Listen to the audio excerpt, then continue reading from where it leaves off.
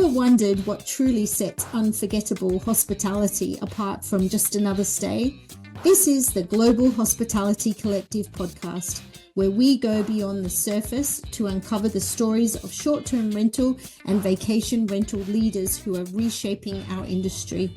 Every other week, authors behind the Hospitable Host book series unpack the real strategies, lessons, and heart-led decisions driving meaningful change in hospitality. So if you're ready to challenge the status quo and elevate the way you host, you're in the right place. Let's dive in.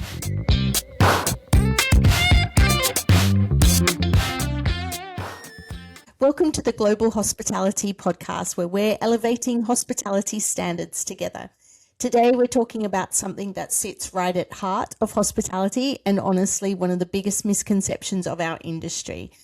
People often think hospitality is about clean sheets, fresh towels, and a spotless property. And yes, that's where it all starts. And today we are talking about all those icky, wonderful jobs of housekeeping in the short-term rental industry.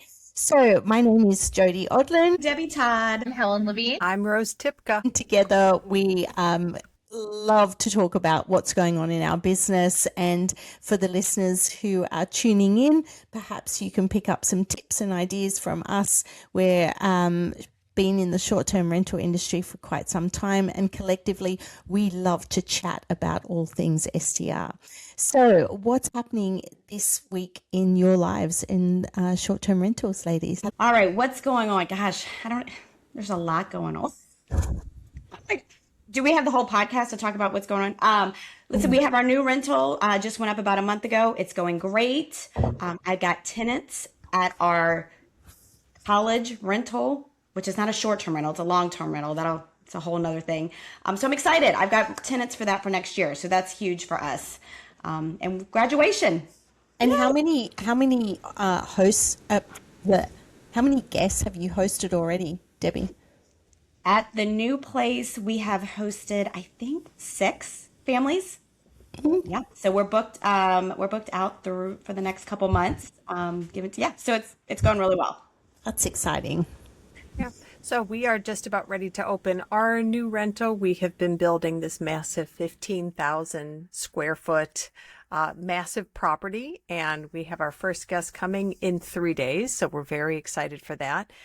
Summer is in full swing for us, and we kicked it off by having a leak in one of our ponds, which is not sexy at all. And so we've been getting excavators in there, digging it out, running pumps, all of that kind of stuff.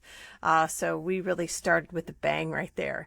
On the plus side, we also have some midterm rentals, and one of the folks who's they are on contract through the local hospital has asked to extend all the way into January. So that's a win for me. I don't need to worry about finding a new person for that rental. Nice, Rose. Nice. So I was finishing up a build. I actually purchased a trolley and gutted the trolley and turned it into a short-term rental, which a lot of us in the STR space are trying to do, like these creative, like unique spaces. Well, the problem is when you are the first of your county to do something like that, there's no rules.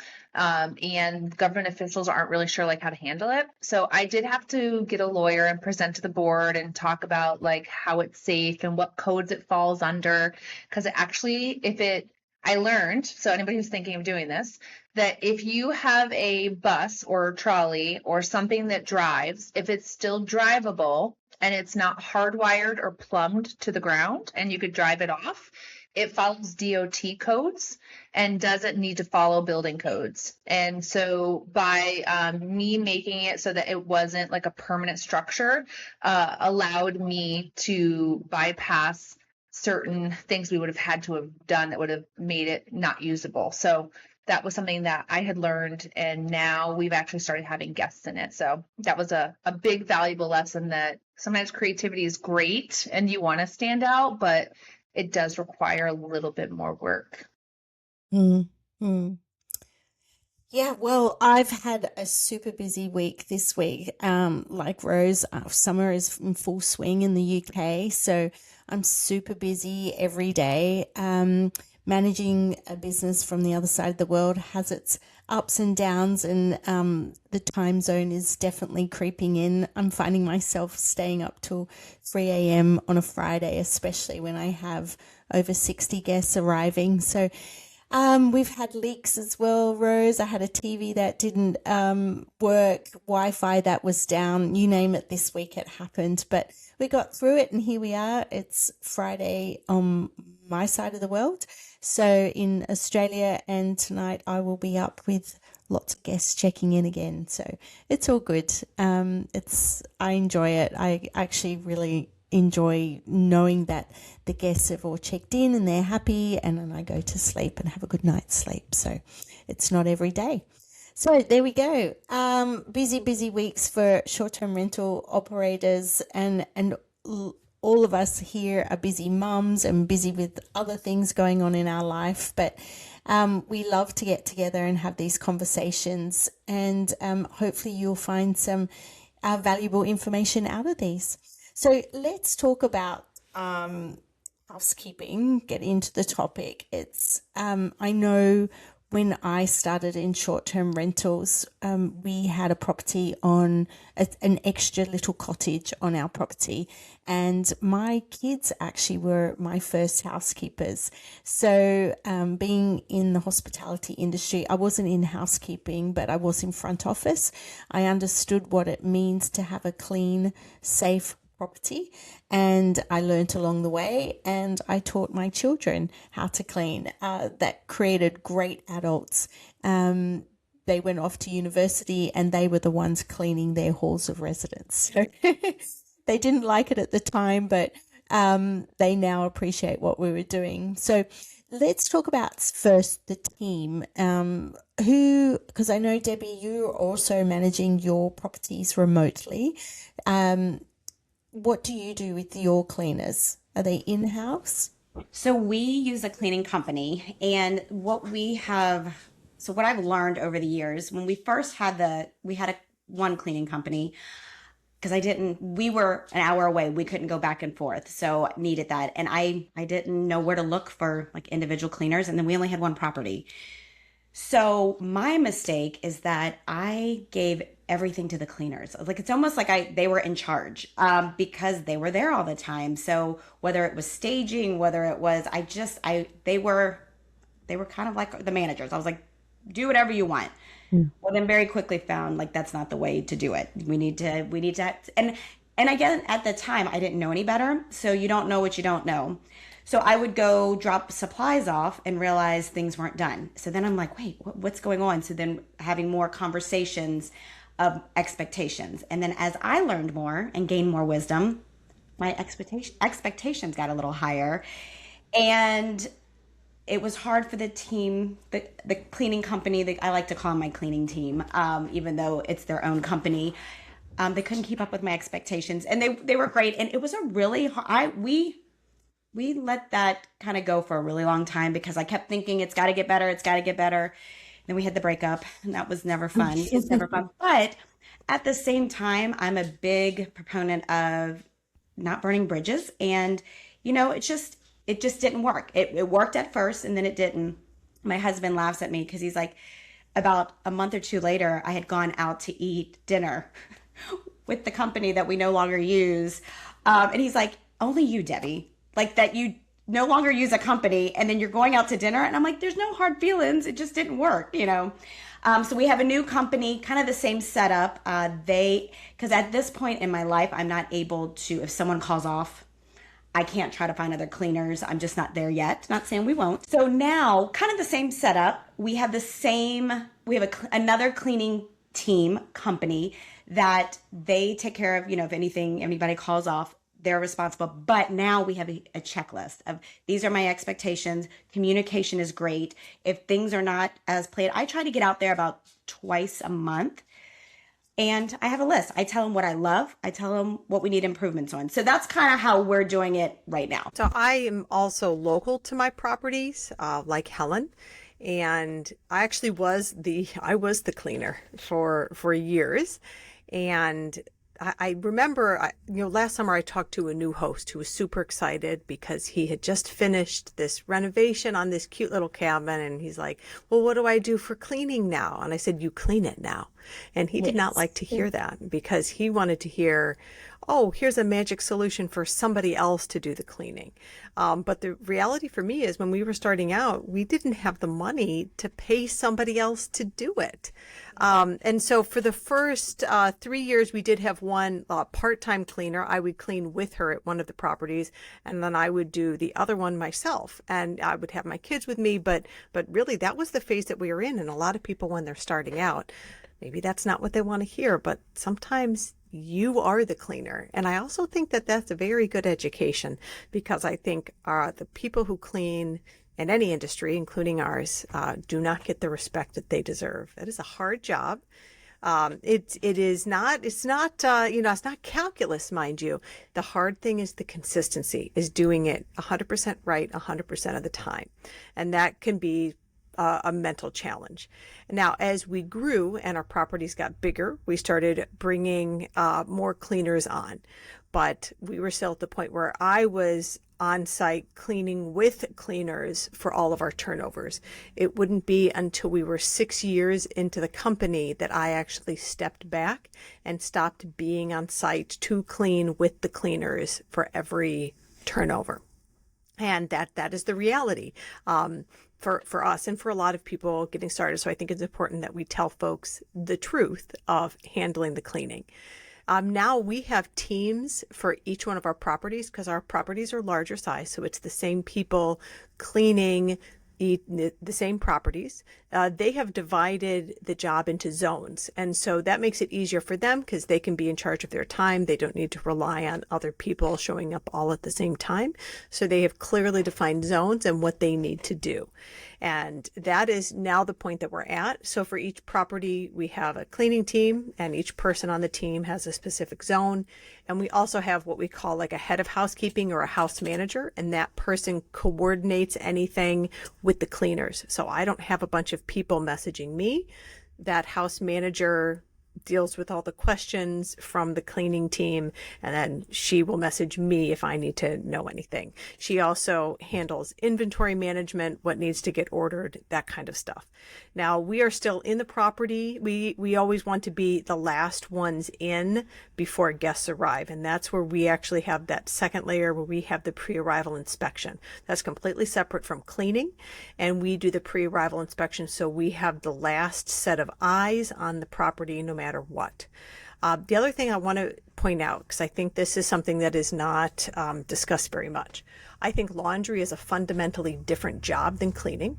I don't think it's a reasonable expectation to have your cleaning team cleaning and running laundry. I think it's a fundamentally different job.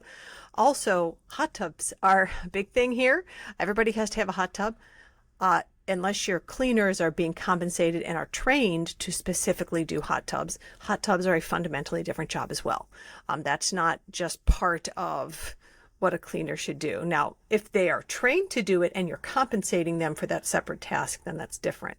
But I know a lot of folks just expect the cleaners to, here's what you're getting paid, and you're also doing a laundry, and you're also taking on the responsibility of the hot tub. And I don't think that that is the appropriate way to run a business, nor showing the folks that you're employing the proper respect for what they're doing. So that's our current setup for how we handle our turnovers at our properties.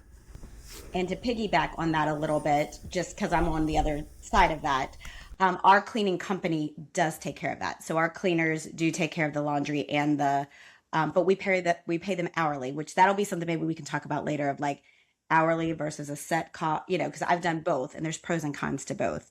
What about you, Helen? I'm a little different. So my property setup is actually what's called a cabin colony. So I have one property with multiple cabins. And a lot of times we have everybody checks into all of the cabins at the same time. Let's say it's a wedding, and then they all leave at the same time. So we have 16 people that are on staff, and they all have different roles. Some of them are just for the cabin cleanings, and some of them are your bartenders at the wedding. So we have 60 people on staff, and they do also do all the laundry. So we do have a full laundry facility on site. And the one thing that we discovered is every little thing needs an SOP. So an SOP, it stands for Standard Operating Procedure. And we have to have a plan for everything. And so before they even start cleaning, they have a paper form that kind of goes through all of the steps. So ideally, anybody who normally wouldn't be cleaning and has to help cover shift for somebody should be able to just step into that role and be able to do it. And anytime, so one of the things we did this start of our season, so we open up in April. So right now, as we're recording this, it's June, and we're noticing some things are a little off. So I had my staff go through and said, okay, make sure that our lists are matching our new cabins, our new things we've added, to make sure that they're all in place. And that's been one of the big things, is to make sure that we are doing it so that when a guest looks at Airbnb and sees that picture, that it's the same pillow setup, that it's the same rolled blanket, so that everything is exactly the same. Because as we know, one of the questions for reviews is, did it look like the pictures? And we want to make sure that it is doing that. And I make a big point to highlight the fact that we get great reviews for cleaning. We get a lot of Google reviews for the events and people getting shout out for like great bar service or whatever. But I want to make sure that our cleaning staff is realizing that you have a huge impact of how our reviews are doing and how important the cleaning is, because that's the first impression. It's the first thing they see. You know, does the door have, you know, mud splattered on it from the rain or whatever it could be? These are all those little things. And I really want to make sure that we take care of those cleaning pieces, because I don't care how nice the host is. If the place is dirty, I'm not going to love it. It's just the same point. And that's one of the first things you think about when you enter as a guest into one of these cabins. So cleaning is a huge piece. And the checklist, the SOP we have, is a vital part for our cleaning team. I know there's other programs and digital kind of ways of doing it, but my staff all have preferred it's a laminated sheet with a dry erase marker that they can just kind of check off. And at the end, they erase it, and that seems to be helpful for them. And so I listened to their feedback and what they wanted. Yeah, I was the same actually, Helen. I had a digital form, like, you know, I thought I was getting into the new tech stack, and I had it on an app. Everybody had an app, but really they just wanted the basic checklist that they could go through. And with my team now, obviously my kids aren't cleaning my properties anymore. That was when we only had one, but now I have an in-house team that I've trained. They do it the way that I feel is the best for my business, and I do call them housekeepers rather than cleaners, because they do everything. So they do like little maintenance jobs. Like, these women are incredible. They're local ladies. The job, the role suits them, you know, because it's between school drop off and pick up times, but they're so loyal because I do look after them. And I know, like, without them, my business couldn't operate. So, I'm, like you say, Rose, it's a super hard job. I know when I'm there, in the UK, I try to give them a break, days off. So I get in there, and I've cleaned all my properties as well. I was the first starting point with my kids, but I know, like, my muscles on my arms have decreased because I don't make 30 beds on a weekend anymore, but just that continue. And I have this tiny little lady, and I don't know how she does it, but she's so fit and walking up and down the stairs of an apartment block. And you really do need to look after these people and compensate them for everything that they do. Train them well, have the SOPs. I'm with you, Rose, 100%. It's a really, really hard job. Yeah. So, Helen, you mentioned that, you know, the housekeeping, like the way that a guest walks in. I love that you mentioned about the mud splats on the doors as you come in, because I think that does set it up, doesn't it? When you walk in, if you get to the place and the lockbox is full of cobwebs, or, you know, it's dirty, or the windows are dirty, and then they walk in, they have that expectation that everything is going to be clean and tidy, and that's the first feeling that they get. They walk in and they're like, oh, this is so nice. And, you know, I don't know if any of you also look at the senses. I have, something nice that's smelling, but not those plug-in things because that's terrible. But, it smells fresh. The cleaning products are all natural, so we don't have any problems because, chemicals can cause all sorts of problems. I have an Alexa with some nice soft music playing that my cleaners will turn on before they leave. So there's all those sorts of things that the housekeeping department does deal with as well. Is that the same with yours, or do you have extra people for those jobs like maintenance, and what do you guys do? I do have a maintenance person on staff. His name is Tom. He's amazing. But we have one of the things that we've learned to do is the cleaning team will notice an issue, and then they don't see Tom because he's not like just waiting for them. So we actually just started something this week, which we use an app called Asana. It's ASANA. And so we have on there where people can just put in the issues they're seeing, and they're categorized with urgent, not urgent, needs to be done weekly. And so people can put in like noticed a little hole here that a little mouse could get in. And so that way he can just hop on his list and he can just check them off. And I know they're done because he's indicated so. So that's a new thing that we just started to help us kind of manage the communication, because otherwise they used to have to tell me and then I would have to tell Tom. So we're always trying to find ways to take me out of it so I'm not bottlenecking it. And so that was one of the things we did. So we have a Tom, and Tom's very helpful. Well, we have a handy Paul. Yes, and everybody loves Handy Paul, me especially. So we use 𝒉𝒍𝒐𝒃𝒂𝒍 for our property care and maintenance. Now, we do not use the cleaning checklist within 𝒉𝒍𝒐𝒃𝒂𝒍. We did for a short amount of time, but our cleaners reported to us that it actually made their job harder because they were, on their phones, they were trying to check everything off, and they're like, we know how to do this. This is just more work for me, and I don't want to make more work for them. So we actually use our inspection, our pre-arrival inspection, so that we are doing that, documenting. I do think it's important to document things so that if somebody says, oh, the hot tub is gross, well, really, I have a picture of it, so you're a liar. So we do that on our pre-arrival inspection where we document everything. Now, if there's a maintenance thing that needs to be addressed, one of our cleaners would then take it to the housekeeping lead, whoever the head of that house is, and then that person sends that request to Paul. And you can put that into 𝒉𝒍𝒐𝒃𝒂𝒍, and then it gets assigned to him. So that's how we kind of, go up the ladder. But it's also the same thing that Helen said is, part of growing the business. Now, keep in mind, we are not growing fast. Okay. We are growing at a snail's pace, and I'm okay with that. But part of that is, where am I the bottleneck? Where am I getting 10 people's messages, and how do I slim that down so that, for any particular house, it goes to that head of housekeeping who then sends it over to Handy Paul. Because I'll get, somebody will message me, and the first thing I'll say is, did you send this to Paul? That's who needs to do that, and he'll take care of it. So just having that like clear delineation of who's responsible for what, and then we are going in at the end documenting everything right before our guests arrive. Was it Handy Paul at our place? No, that was not Handy Paul. That was backup Handy Paul, Handy TJ. Oh. And so for people who don't know what's going on, Debbie was so very generous to my ungrateful children and let them stay at one of her places last summer. And at the time, 14-year-old decided to act exactly like a 14-year-old.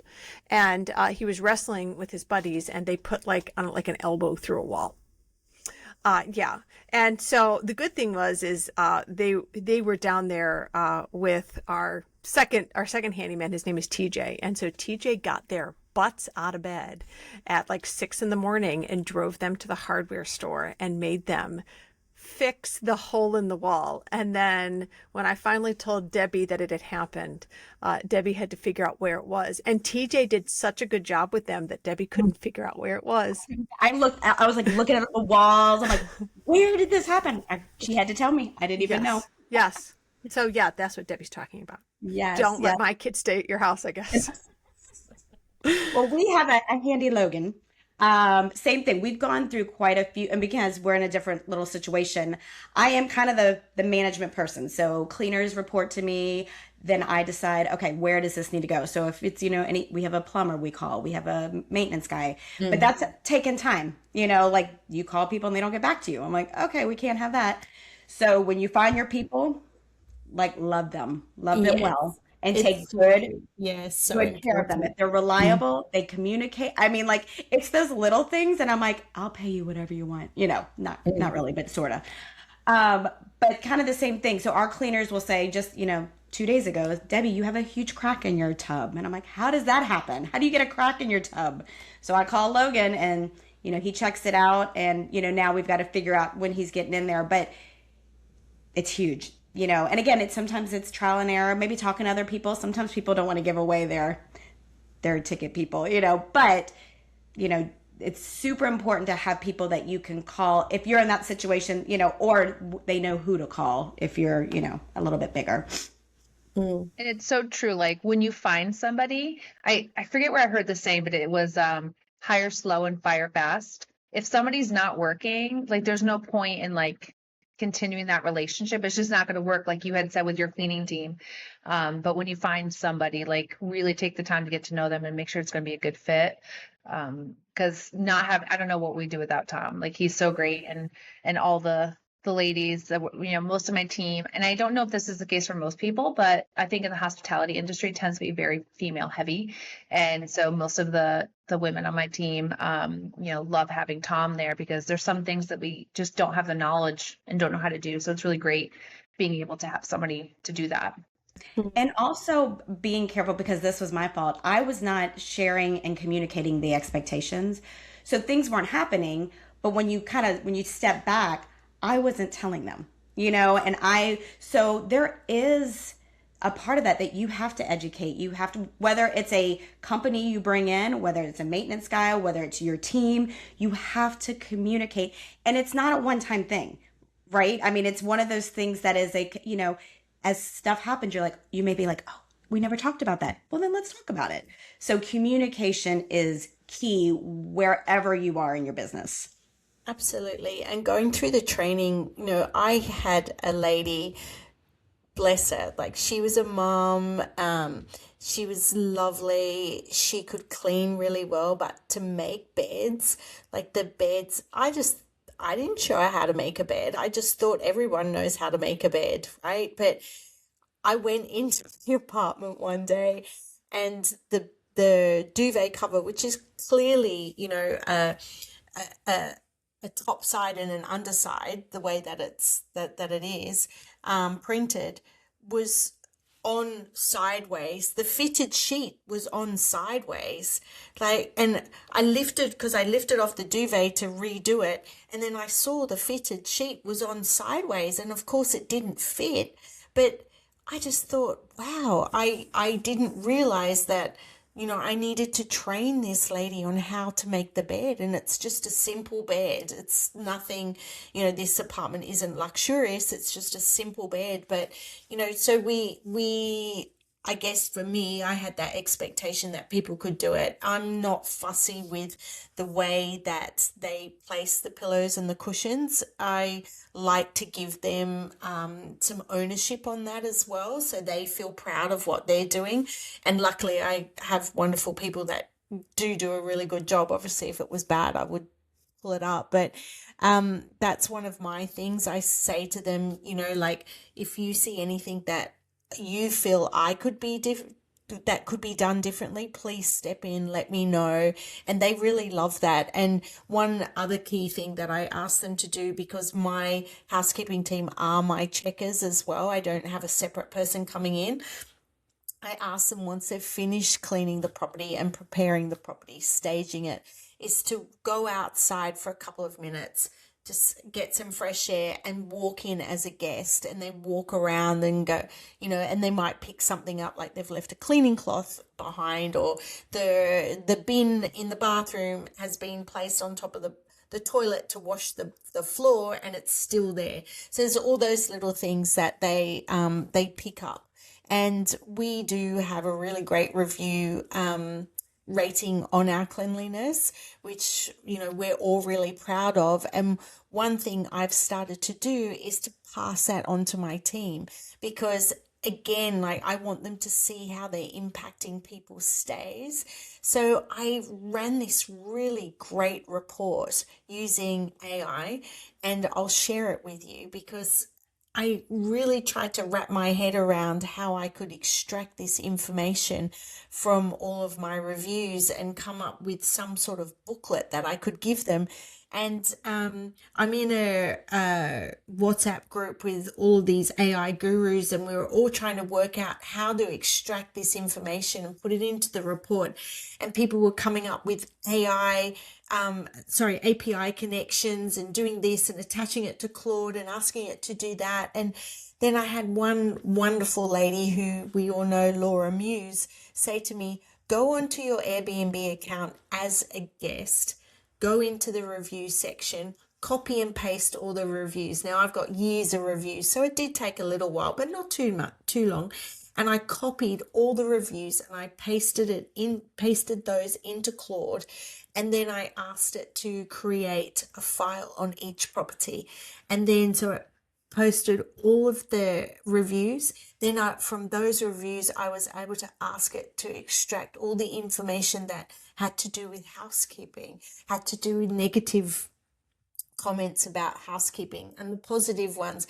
And from there, I was able to get some really great data to be able to share with my housekeepers. So not only that we knew that the wonderful job that they were doing, but also all of those tasks that needed to be looked at and to see how we could change things. So it was a really great exercise, and I would recommend anyone do that. If you want more information on how to do it, you can contact me.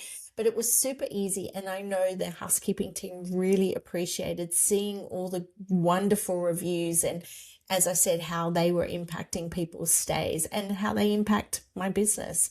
So, yeah.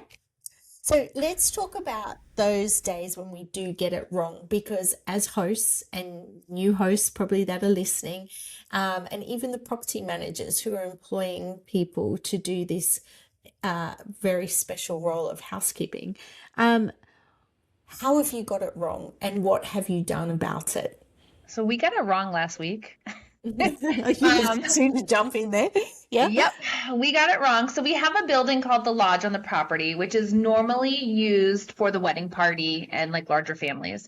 So we ended up getting a 3 on Airbnb for this building. And I was like, goodness, like what happened? So I went back and I looked, and the issue was that the team didn't restock things like the paper toilets, paper towels, the dish soap. Like they just hadn't gone through and restocked everything. And it turned out one of our newer cleaning team members decided that they knew how to clean and they didn't use the checklist. And so they just went through and cleaned and made it look good. And so what we ended up doing is I paired with all of our new team members somebody who had been there for a while. So that way they were acting as like a mentor. And they had shared with me that this clean member kind of felt like she could do it because she's a good cleaner and does the cleaning at home. And so I'm going to have to go back and retrain this person and show like, you have to go through the list because you're going to miss things. Like it doesn't matter. Like I who I've set up the property, if I go in and try to clean, I'm going to miss things. I still look at the list, and we've all cleaned our cabins like numerous times. So I'm going to show her kind of the impact it has when you don't use a list, because those negative reviews really hurt our ability to get the cabin rebooked and to, keep us kind of employed and doing our jobs. So that list is super crucial because we think, oh, I can go make a bed and vacuum and clean, but there's so many more pieces to it. So that's just going to be an opportunity for me to kind of, I have to go back and reteach that. And because it's not the same as cleaning our houses. It's very different. Yeah, very. And then, to piggyback, the inspector role, I didn't know about that. And people call it different things, but I think that is it's vital because cleaners go in there and they are looking at it from a different perspective. They're going in there, they're getting it. I mean, to go, our places are big too. It's very stressful to go in after you've had 20 people leave and you're like, all right, go time, you know. Yeah. So to have that inspector or someone to go in after with new eyes or just a new way of looking at it to make sure the little details. And that's what people, I mean, they want it clean, absolutely. But like, I like our soaps to be not at my own house. My husband's like, I'm firing management here, you know, but at my rentals, that soap doesn't go. Like, I want it to look new every time because I want people to think that they're the only person that stayed there, you know. Now, again, Who uses the old soap in their own houses? I know, like, I used to have, like, you know, like you said, a third of the bottle, and I'd always be filling up my own home ones. Or do you use like when there's like just a little bit of toilet paper left, but you don't want to throw it out, but you don't want to leave it for guests? So we have like this basket full of the like little bit of toilet paper rolls that I end up using. But we have too in our bathhouses the commercial rolls, you know, the big rolls. And so it's, you know, what you would find in like a gas station. So when there's a little bit left, we don't leave it because we know that it's going to run out during the event. And so when I first started dating my boyfriend, he thought I was stealing the toilet paper rolls from gas stations because he's like, why does this girl have this in her? Yeah. And then he soon discovered it's the leftover rolls from our bathhouses, but he thought I was taking toilet paper. He was like, this is why people love lots of toilet paper rolls. And he's like, I thought you were taking them. It's funny, oh, isn't it, how, what is how- that just me? Gosh, that's so great to hear that. Yeah. yeah. It's Yeah. so- and we had stain towels because, like, we had great big bath sheet towels, which were beautiful towels, but someone's gone and, you know, had a stain on them. They're super clean, and I'm like, they're okay. We can use those. Yeah. So, yeah, it's funny what we put up with and the laundry around the house when you first start, the laundry around the house and all those crazy things that we do as hosts. Yeah. Yeah. What about you, Rose? Have you ever got it wrong? I don't Yes. suspect that Yeah, you- definitely. you So, have. you know, I felt like we've had a lot of what I call heavy footprint guests. And that, I mean, that's going to happen. That's going to happen. But, what I decided to do is to really go through this one particular house where we were getting some heavy footprint people and say, you know what are we doing that's not up to our standards? And so as I was taking a very, very critical eye at the house, one of the things that I saw was that we had a lot of just like marks and scuffs all over our walls. The landscaping was not up to standard. And so, I mean, the house was clean, like our cleaners were doing a fantastic job, but those kinds of things like lots of scuffs on the walls and just like weeds growing everywhere and like the mulch not being right. It kind of gave this feeling to me that the house was not maintained up to our standard. And so, we closed down for a couple of days, which was fine because we had to dig a pond out anyway. And we brought in, you know, the whole team, we filled things, we repainted, the landscapers came in, cleaned everything up, and it really made everything feel better. And now we've had better guests coming in, and maybe it's just coincidence, but it was, instead of just necessarily blaming the guests, like, oh, you were a bad guest, you know what level of responsibility do we have? Are we making sure that we are keeping things to our standard? Because when folks are coming into a home that is not up to standard, it is a little bit easier to be a bigger jerk. And so we want to make it really hard for them to do that by giving them a really great place. I did have a massive oops last week, which reiterates the point I made earlier that I always need to be the last person in the house. We were charging our exterior camera, and I finished up before the cleaners were done in one space, and it was also the space where the camera was. And so I asked one of the cleaners, hey, just mount the camera outside. It's magnetic. Please do that before you leave. And I signed off on my stuff and I left. Our cleaner forgot to do that. And the guest showed up, and on the kitchen counter pointing towards the bed on the other side of the room was a camera. And they messed it. I mean, the camera was off because it was charging. And they're like, what's going on with that? And I'm like, oh, sorry about that. I forgot to mount it before we left. Just go ahead and put it in the closet. No worries. And you know, they were pretty cool about it. They could have had a meltdown. They didn't. But and I want to be mad at, you know, it's the cleaner's fault. But you know what? I am responsible for the final presentation of the house before guests come in. And it was just a reiteration that we need to be the last ones in there. And I didn't share that with the cleaner because it would make her very upset, because she cares so much and does such an amazing job. But at the end of the day, we are responsible for that presentation of the property. And so I asked her to do it, but yeah, it's on me. So whoops, sorry about that. And they were pretty cool about it in the big scheme of things. But And I mean, I think it's how you handle it too. I think, you know, we all make mistakes. We try our best. We had a communication issue that we had a last minute booking. And usually I reach out to the cleaners, be like, hey, did you get that last minute booking? They didn't see it. The guest came and it wasn't clean.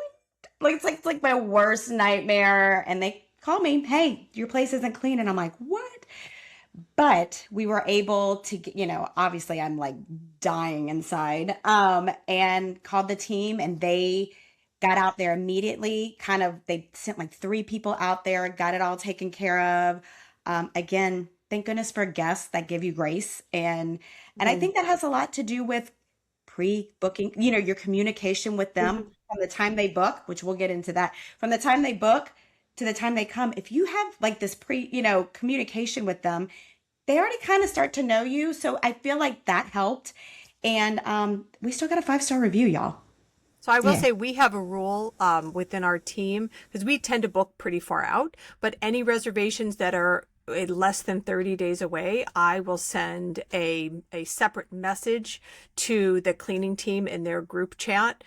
So if there's a new reservation less than 30 days out, I mean, it'll show up on their calendars, yes, but less than 30 days out, I send a specific text to let them know that there is a new reservation in that less than 30-day window. So, because we had situations like that where they didn't see a new one come in last minute, and so then we put that rule into place. I get a lot of same day bookings just because of the nature of my cabins. Like a lot of them, you know, when you rent them individually, they're not super expensive. And so we get a lot of like people just traveling through. But we do at the end of our episodes, ask a word, kind of to sum up what is going on in your life, either professionally or personally. So who would like to share their word, for this episode today? Yep, I'll go straight in. My word is hectic. My week has been hectic, and I'm going to try to be intentional this week and slow things down a little if I can. That's both in my business and my personal life. Hectic. I'll go next. And I always cheat and never just say one word. I am joyful chaos. A lot going on. I'm happy about it though, but it's just a lot. So my word is confidence, because I want to feel confident. I want to feel confident that we're making good choices, that we've made good bets, and that everything is just gonna work out, right? Pretending it's all gonna be fine. So we're gonna be confident in that. Very good. Balance. I'm working really hard right now in our busy season to find time where it's not just work all the time. And so I'm working trying to create some balance. So today I tried to do something fun that had nothing to do with work and was just a me thing. So I'm really working on incorporating that either daily or weekly if I can. Fantastic. Well, yet another great conversation. Thanks, ladies. For those of you who want to get to know us a little bit more and to get to understand what the collective is all about and how we can help you raise your standard of your short-term rental, you can follow us on Instagram at the Global Hospitality Collective, or you can just visit our website, theglobalhospitalitycollective.com. So have a great week, ladies, and we will speak next time. That's it for this episode of the Global Hospitality Collective podcast. If today's conversation made you think, inspired you, or just reminded you why hospitality matters, make sure you hit subscribe so you don't miss what's coming next.